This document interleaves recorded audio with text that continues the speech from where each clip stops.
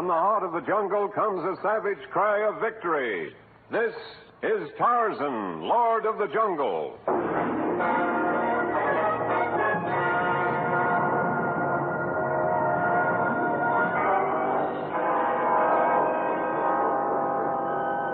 From the black core of dark Africa, land of enchantment, mystery, and violence, comes one of the most colorful figures of all time, transcribed from the immortal pen of Edgar Rice Burroughs, Tarzan, the bronzed white son of the jungle. And now, in the very words of Mr. Burroughs, the story of The Mask of Monatiki. Tarzan walked slowly along the rugged elephant trail, pondering on the horrible fate of so many strangers who had braved the fierce Congo. And lost in thought, he was oblivious of the band of chattering monkeys who swung from tree to tree, following in his wake. And finally, they wearied of the game and scampered off, save for one tiny simian who dodged Tarzan's footsteps, shrilly demanding recognition. I'm sorry, small one, but today I have no patience. Nikima, I didn't recognize you. Oh, now, careful, Nikima. Your nails are as sharp as those of Sheeta the panther. Suppose you sit quietly on my shoulder and tell me what you've been up to during these many moons you've been away. As I recall, the last I saw of you, you were in pursuit of a very pretty little female monkey. Huh? Well, that's fine. I'm happy you decided to marry, settle down, and raise a family. Well, at least you returned in time to cheer me up. Before the wind changed, I caught an alien scent. As you're called. Oh, so you still have the disposition of a small boy, huh? All right, Nikima, we'll play tag. I can travel as quickly as you, Nikima. And I, too, can swing up into the upper level. Here's a vine right here that I can use. Oh. Where is he? He couldn't have gone too far in this length of time. Stay right where you are, little monkey. Now, don't move. I've been hunting for a specimen like you for days now, and I'm right in position to get a good shot. I'll just take careful aim, and then... Do not attempt to make a move. My knife moves quickly, and I have no pity for one who would shoot down a defenseless monkey. No harm to this cunning little rascal. But I heard you cajoling him to remain still so that you could get a good shot at him. Not at him, jungle man, of him. It was a camera I held in my hand until you pounced on me. I owe you an apology. Nikima, put down that camera. If you break it up... Now, I've got you. Small troublemaker button. Your camera, sir. I hope it's undamaged. Looks all right. Despite Nikima and my best efforts to ruin it. You needn't apologize. I love animals as much as you obviously do. That's why I won't even carry a gun when I come out to shoot pictures. You come into the middle Congo alone without any weapons? Well, I'm no longer a young man, and I have about all I can do to carry my photographic equipment and a few living essentials. My name's Albright, by the way. Yours? Tarzan. And since we're now friends and you have accepted one apology, I shall make another. I was mistaken about your odor. My odor? You mean I don't follow the advice of the right ad? No, not that. But every living thing has a special scent. That's how a man's dog can recognize him even in the pitch dark. Some animals have a keener sense of smell than others, and mine is most highly developed. I see. But what are you getting at? One reason I pounced on you without even looking down at your weapon was that a foreign scent assailed my nostrils only a short time before our meeting, just before the wind shifted. My anger was directed at you, but the scent was not yours, Mr. Albright. But even if there are some other foreigners in the vicinity, what's the harm in it? When strangers have entered the jungle in the past, it has always meant grave trouble for themselves or for others. I have no reason to believe that this occasion will be different.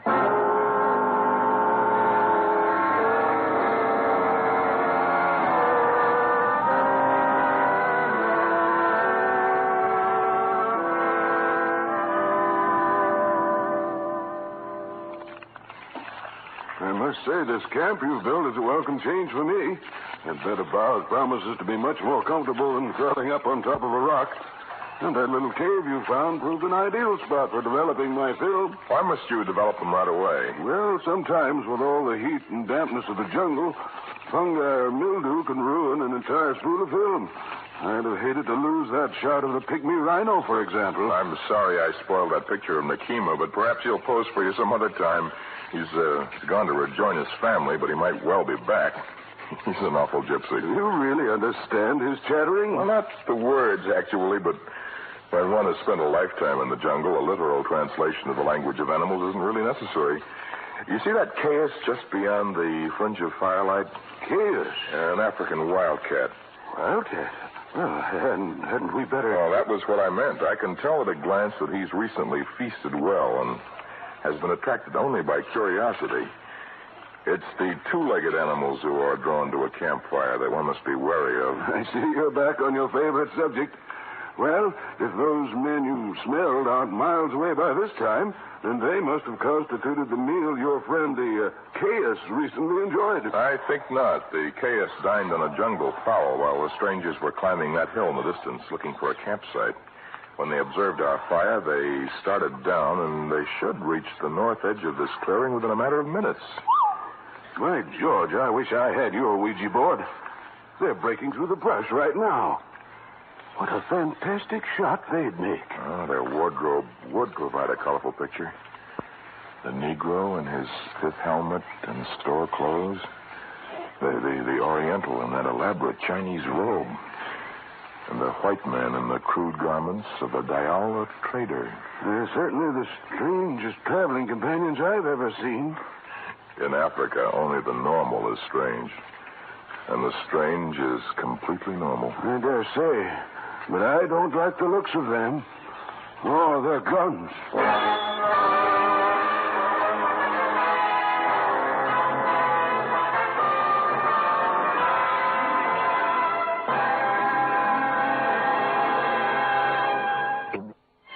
Now back to our story of Tarzan.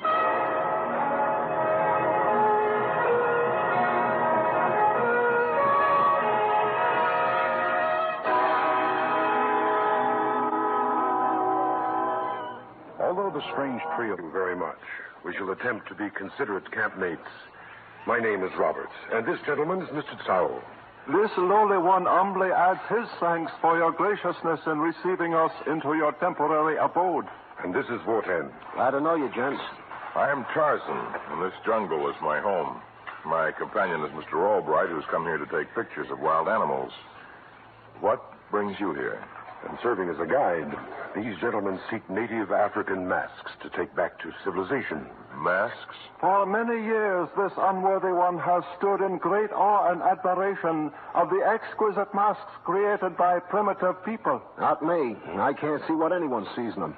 But they're bringing a fortune in Khartoum and Nairobi, and, well, as long as fools are paid dough for them, I'll lug back a sackful. According to Robert here, they are turned out wholesale by those Monatiki people. Monatiki? I would advise you to do your trading with some other tribe. No fiercer or more treacherous breed exists in the entire Congo than those of Monatiki. This humble one would not, for a potentate's wealth, relinquish the possibility of viewing their masks. A payoff's worth the risk, according to the way I figure it. If you know anything of the Congo, Robert, you must realize the dangers of entering the Monatiki kraal. I know it well, Tarzan. Do not let my speech, acquired through a college education, mislead you. I am of the tribe, Monatiki.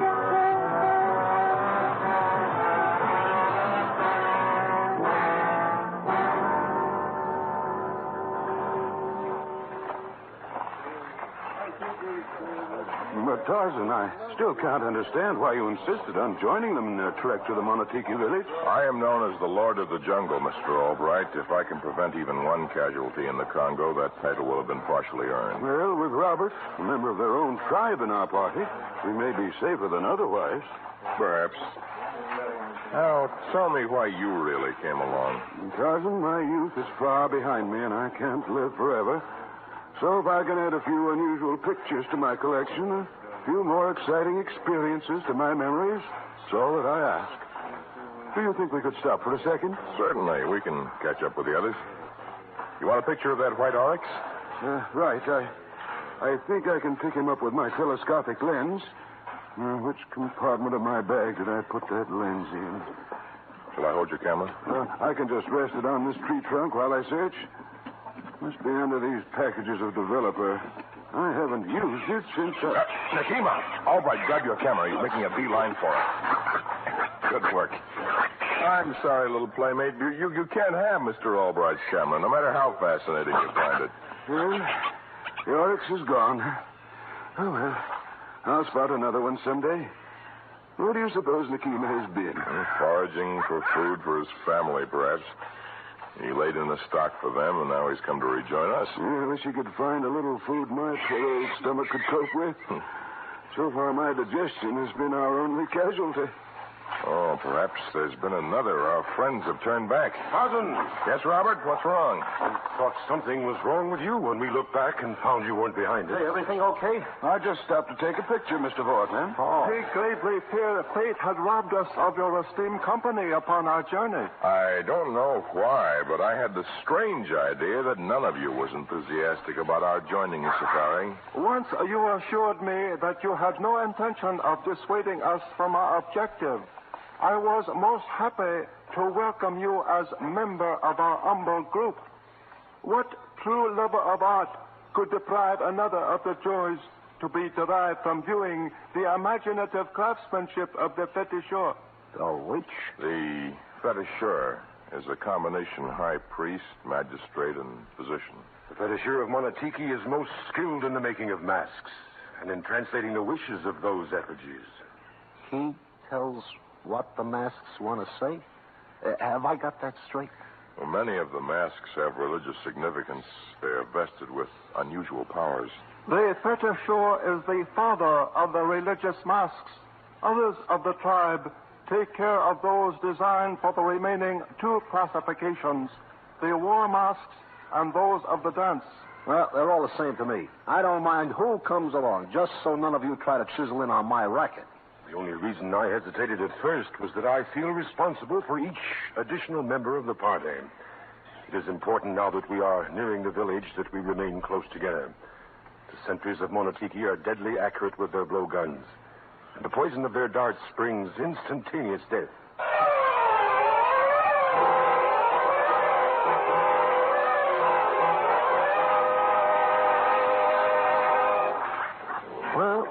They let us enter the village. I can't say I like the way they're all watching us, peering from every doorway. Just keep walking. Had they not recognized Robert, we wouldn't have got this far without a struggle. Robert, what did that one geezer mean when he looked at you and said, Roboco? It was my name before I left the village. And I am Robert now. You better stay on my shoulder then, Akima. Now, the chief is coming to greet us. Observe the beauteous masks outside their temple. Incredible beauty. Unbelievable skill. $50 to $100 a piece on any market. And I can get them for a string of beads or a jackknife. Welcome to village of Monatiki. Our greetings to you, mighty chief, and our thanks for permitting us to enter. You came with one of tribe. Roboco. Your clothes fine. Look like a man of wealth. Do well in city of white man. You come from behind shadow. Santa, mighty chief. But why you bring others? These men are our friends. Their only interest is in seeing our tribal masks. This unworthy one bows low before great beauty of those that decorate outside of your temple. Yeah, they're sure swell. Wait, you see what is inside. I show you.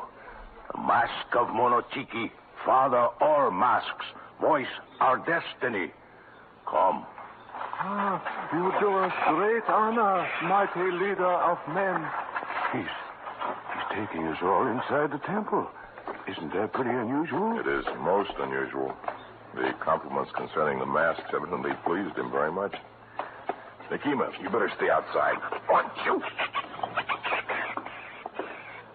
Hey, get a load of the joint. Its splendor blinds these unworthy eyes. Well, Mr. Albright, you've realized at least one experience to add to your memories. Even I have never seen such a place. Hey, who's the goon standing over there giving us the fish eye? He is the fetishur. Mawali Mekio Monatiki. The chief is telling him to bring the mask of Monatiki. Wow. Hey, look at that contraption they keep it in. All safes ain't got anything on that. Fetishur is the possessor of the only key to the tabernacle. He's opening it only because the chief told him to do so. Yeah, he sure don't look overjoyed, but... Holy cow, look at that thing. Solid gold. And enough jewels on it to retire on. Never has this humble one seen such rare artistry. The craftsmanship proclaims a heritage that could only have come from the Medes or Persians. To be able to take such a masterpiece to the museums of the world would be to attain immortality. Please, Mr. Albright, in 1 second you could turn them against us. Sorry, I thought I could take a picture while no one was paying any attention to me. Come now. You are guests of tribe. Chief provide hema for you. We're all to share a hut in the village? Apparently. I guess this performance is over. The fetishur is putting the mask away. Talkative fellow, isn't he? He resents us strenuously. You, man with hair like winter. Yes? Leave white man's magic in temple. What? He's telling you to leave your camera here. It would be well to do as he says. Oh, sure. I just wish there were a little pixie around to snap a few shots while it's here. I'd give my right arm for a picture of that mask.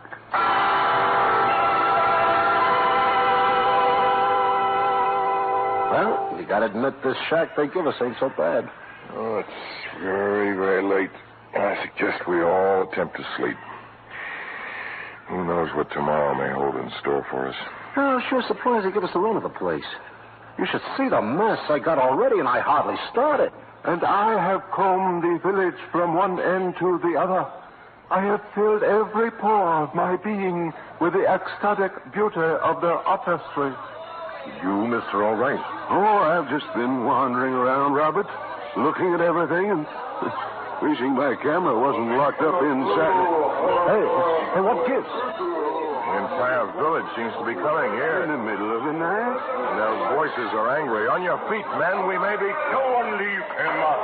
Again, he bring great trouble to Kabila. What troubles have we brought to your tribe, mighty chief? Fetishur found dead in temple. Murdered. Mask of Monatiki stolen. One of you die for crime.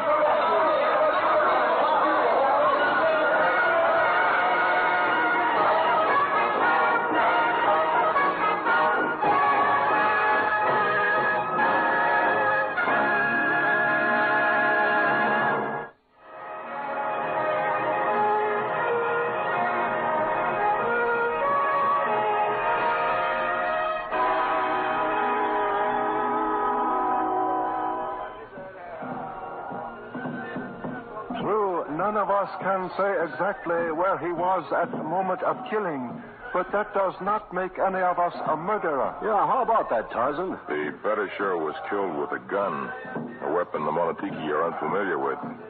So perhaps they are somewhat justified in limiting their suspects to the members of our party. And they heard Mr. Tsao and Vortan admit they'd like to take the mask of Monatiki back with them, and now it's missing. Well, I sure ain't got it. But I got all the rest of the masks I want. I'm itching to get out of this joint. Even I am ready to leave, and the mask of Monatiki is not in my unworthy possession. What in the world's that revolting-looking mess they're ladling into those tiny calabash bowls? A mixture of native vegetables and herbs has been combined with their witch doctor's medicines, and he's placed a spell on it. All of us must drink of it. We're supposed to swallow that foul concoction? Why? Those of us who are pure in heart will experience only an unpleasant taste, but the murderer will reveal himself by the sickness of guilt. It is the belief deeply rooted in the Monatiki tribe. Drink dawa, Raboko. I drink deeply, mighty chief.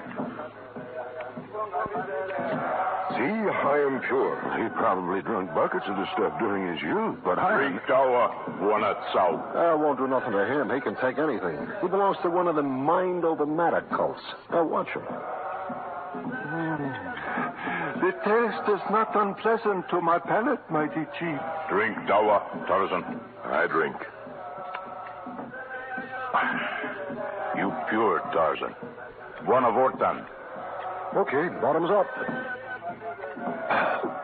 Oh, hey, I drunk worse than that in plenty of Nairobi bars. And now last of Wagenis. Tarzan, I can't drink that stuff. My stomach is in very bad shape. I've had a lot of trouble with my digestion. Drink.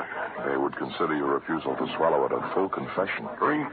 All right, here goes. Ooh, Tarzan, I'm afraid I'm going to be very, very sick.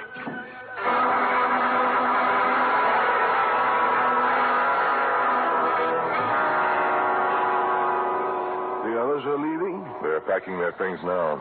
So all they have to do is pick up the mask on their way, wherever one of them's got it hidden. Then they're in the clear, leaving me to pay for their crime. Our only hope is to find the mask first. Our search must start outside the temple here. If I can find any trail. Look! Under the steps leading into the temple. The mask of Monatiki. Smashed and battered almost beyond recognition. It's Vortan's work. He's the brutal type. Vortan killed to secure the mask he could sell in Nairobi for a fortune and then ruin it and leave it here. Well, so? A fanatical worshiper of beauty destroy the mask? No, Mr. Albright. I was unwilling to believe the results of their strange trial, but the only one who could have despoiled that mask and still have his fondest wish is you. What do you mean? The mask could have been destroyed and quickly hidden after you'd taken the picture you said you'd give your right arm to get. Mask of Monatiki. Smashed, ruined. You do, man with hair like winter. Wait, Tarzan, if I did this thing to get a picture, then where is it? So far as I know, my camera's still inside the temple. We go inside.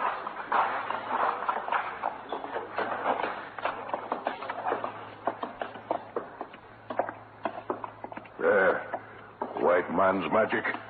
Look, they kept it in the corner of the tabernacle beside the mask.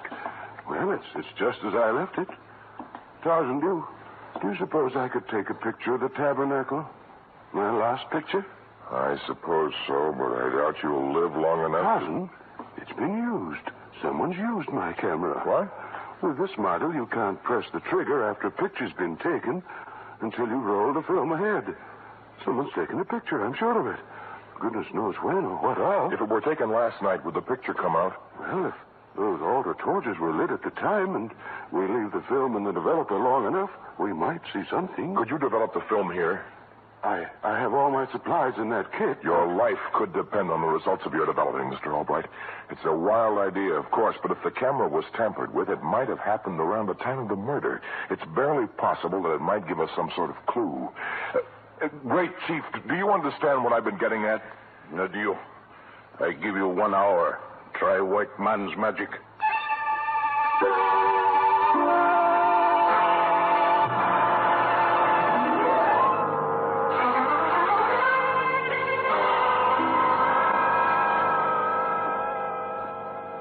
Was pretty fuzzy. But it showed a figure firing a gun at the fetisher. We have our proof. If we can recognize him from the print, I don't know. How soon we know who is man? Sunlight printing is pretty slow, but another few seconds and we'll either know or realize we'll never know. In which case, I suppose I'll have to abide by the results of the trial. Oh, please hurry up, Mr. Albright. The others have already left camp by this time. I'm taking it out of the frame now. You look. I'm afraid to. It's Robert. Robert firing the gun. Raboko not come from behind shadow.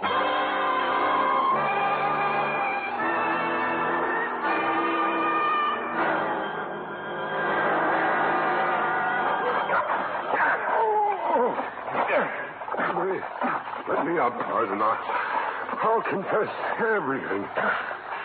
Go ahead, Robert. My father was executed because the fetishers said it was the will of the mask of Monatiki. I, his son, left to crawl under a shadow. When years later I met Mr. Tsao and Vortan, I saw my opportunity to get revenge and blame it on one of them. Your coming along made it easier, I thought. You not know of white man's magic? I know of the white man's camera, but I still don't know who took this picture. That's something I hadn't thought of. Tarzan, You once said you wished that there were a pixie inside the temple to use your camera while it was there. Well, apparently you got your wish. The only way I can figure it, Robert opened the door to the temple, and the pixie slipped in. And when Robert forced open the front of the tabernacle and removed the mask, the pixie found something inside the tabernacle that was even more fascinating to him than the mask was to Robert. And when the fetisher surprised the intruder as he was escaping and was killed as a result, the pixie chose that moment to use the camera as he'd seen you would. Yakima, let go of my camera. Mr. Albright, I do not believe in spoiling mischievous children, even when they're grown children with families of their own. But I sincerely believe you should give the camera to Yakima as a reward for finding the murderer and saving your life.